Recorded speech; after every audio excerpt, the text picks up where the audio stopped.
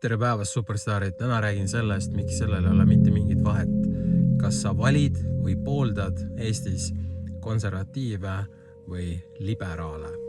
Ning ma saan aru, et väga paljud on ühes sektis või teises sektis. Ma nimetan mõlemad sektideks, sellepärast, et kui me jälgime nagu objektiivselt, mis nende mõlema grupi taga toimub, siis me näeme, et nende agenda on üpris sarnane. Aga siiski mõlemal on justkui nagu siuksed tulihingelised poolehoidjad ja mõlemad grupid saavad pahaseks, kui ma räägin nende tüübist halvasti või kui ma toon mingi näite ja räägin selles näites ainult ühte.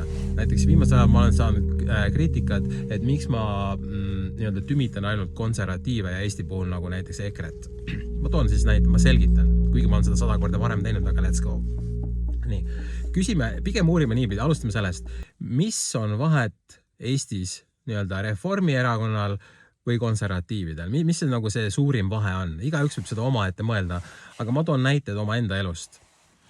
Kui oli koroonapettus, kui see algas, aasta oli 2020, me kõik teame, mis juhtus. Riik pandi lukku, terved inimesed kuulutati ohtlikeks ühiskonnale, majandus kukutati kokku ja kõik need asjad, eks ju. Nii.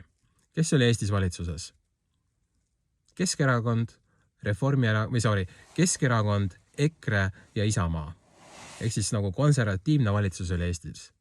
Kes oli USA's president, kui koroonapettus lahti lükati?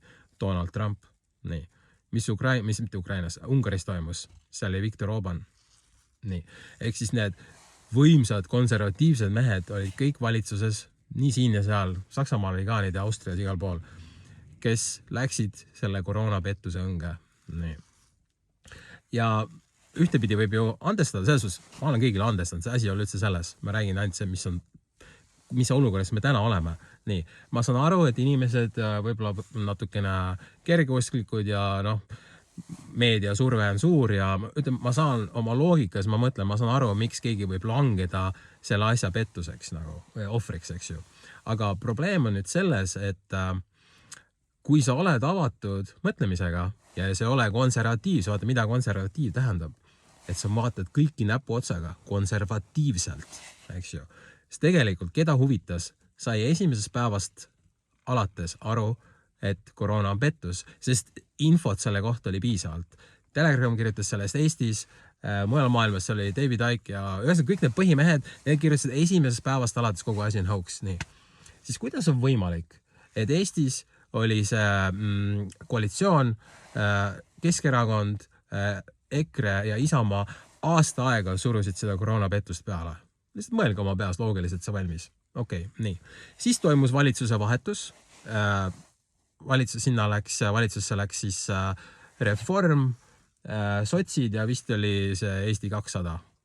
Päeva lõpuks oli pool olulist vahet. Sisuliselt konservatiivid löödi minema sealt valitsusest ja tuli asemele liberaalne maailmavaade, jutumärkides maailmavaade, mis on tegelikult täpselt sama. Nii. Ja mida nad tegid? Nad jätkasid täpselt selle sama koha pealt, kus need eelmised lõpetasid. Kõik piirangud läksid edasi, kõik need vaktsiinipropaganda ja kogu see asi. Mis toimus USA's? See Trump läks ära, asemele tuli Biden ja kõik läks täpselt sama pilliga edasi. Nii.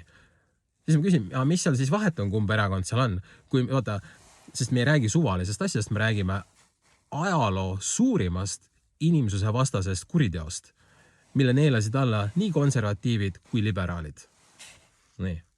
Siis põhimõtteliselt küsimus on pigem selles, kui mõlemad need sektiklubid neelasid alla ajaloo suurima pettuse. Nad ei saanud sellest aru, nad ei näinud sellest läbi.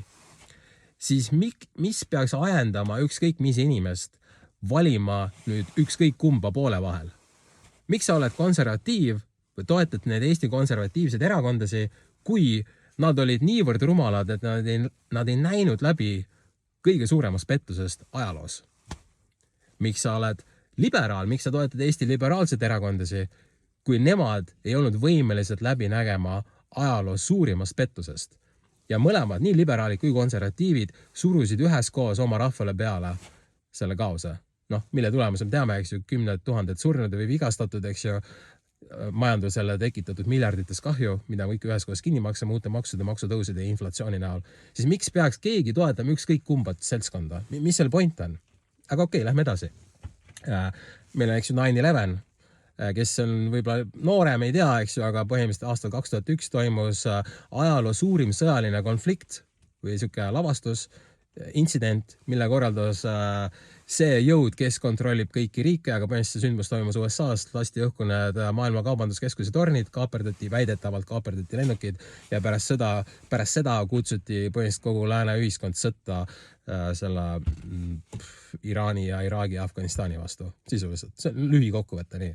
Ja isegi Bush ütles, et kui te ei liitu meiega, siis te olete terroristid, te liitute terroristidega. Nii. Ja kui nüüd võtta liberaalid või konservatiivid, kas keegi nendest Eestis on öelnud, 9/11 on sisetöö? Ei ole. Nii. Kõik mängivad sama pilli järgi kaasa. Seega, miks ma peaks valima kumba koolkonna? Kui kumbki ei saanud aru ajaloo suurimast inimsuse vastasest kuriteost ja kumbki ei saanud aru, et 9/11 on pettus. Nii. Mõtle nüüd loogiliselt, miks ma peaks valima? Nii. Aga okei, oletame, et nad tol hetkel olid lihtsalt rumalad. Koroonapettus algas 6 aastat tagasi, 9/11 tekitati 25 aastat tagasi. Unustame korra selle ära, et nad tol hetkel ei saanud aru. Anname selle kõik andeks. Nii. Nüüd on läinud aastaid edasi. Kas kumbki nendest koolkondadest räägib, et 9/11 oli sisetöö? Kas nad täna sellest räägivad? Ei räägi. Kas kumbki nendest koolkondadest, konservatiivid või liberaalid, räägivad sellest, et kogu see koroona asi oli pettus, see oli ajaloo suurim inimsuse vastane kuritegu ja see ei peaks mitte kunagi enam korduma? Kas kumbki räägib sellest? Ei räägi. Ehk siis, meil on näited ajaloost ja meie kodumaalt, kus meid kõiki mõjutavad sündmused, mis meid kõiki on enim mõjutanud meie elu ajal. Mõlemad seltskonnad, nad sellest ei räägi. Nüüd küsimus on selles, kas nad on liiga rumalad, et aru saada, mis toimus? Kas nad on kinni makstud, et nad sellest ei räägi? Või kas nad on liiga arad, et nad sellest ei räägi? Eks ju 3 versiooni. Liiga rumalad, kinni makstud või liiga arad. Ja kui sa mõtled, siis sellele reaalselt mitte mingit vahet, milline on õige vastus. Sest kui nad sellest ei räägi, siis nad on täiesti mõttetu seltskond mõlemad.